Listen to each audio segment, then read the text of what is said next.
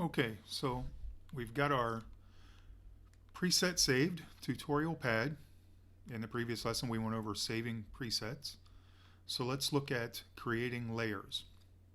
So the important thing for us to focus on now is, while we're in here, we want to focus on the plus button before the device.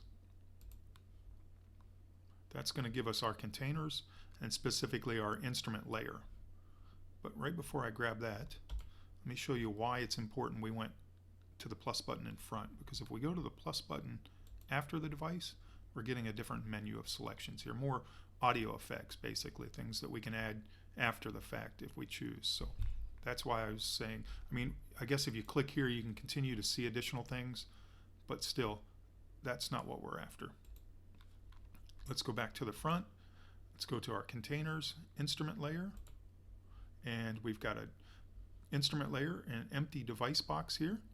We want to grab our instrument, polysynth, and typically I like to point out that grabbing and dropping, it's best to do it right around the name or the front of the label. Grab, drag, and drop. And now it's inside the device, inside the instrument layer in the container, and it becomes contained. Let me move this out of the way. Oh.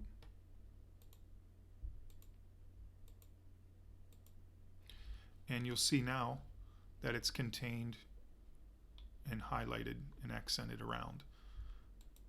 Nothing's changed on settings, it's just now inside our device panel here. And if we choose to, if we wanted to add any audio effects, we could select inside the container, or we could select outside the container and have the audio effect available for whatever layers we continue to add or available internally to this individual layer. So let's add another layer. We want to click the plus button now inside the container, and it's going to give us choices here of instruments to pick from. We could pick organ, polysynth, all these good stuff. Let me go with FM4, another synth here, and the FM4 now is available to us. Let's get a preset going to kind of match with our current sound. Let me see, pads. Let me go back here. Pad. Wonder what that guy sounds like. We can actually solo this right here.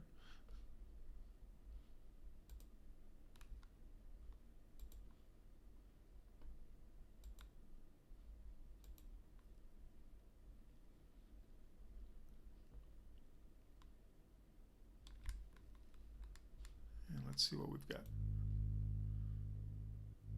Kind of a subby, deep sound there. Let's see here.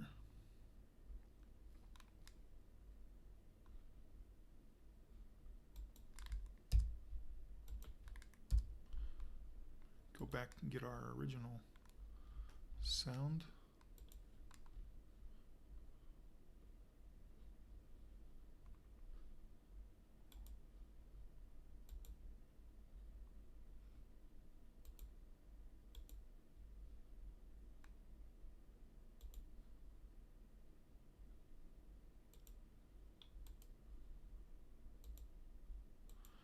And that's kind of a good example of finding that. I'm sorry about that. On the initial, when I brought the other one in, I kind of brought it in from the outside and it erased our original. So now we've got, I'm going to move that back to the top. We've got our tutorial, our original pad sound that we've been working with, and I've grabbed the FM sound here. So let's see how they, I've got that one solo, but let's see how they sound together.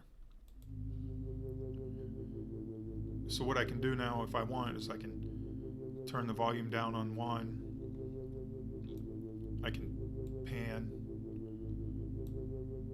adjust the volume on the original one, but now they're basically both being triggered by the same MIDI clip, and they're layered sounds. Additionally, depending on which layer I'm on, we can add effects. So we go back to our original tutorial one. I come inside the container, not on the outside, because the outside, whatever effect we would add there would apply to both layers.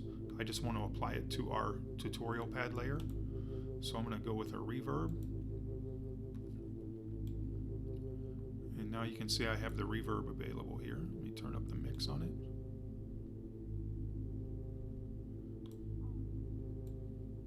And if I choose, I could actually go ahead and select macros to modulate the sound of the effect. And that's exactly what we're going to discuss moving forward in the next lesson. So let's move on and talk a little bit about assigning macros to the audio effects.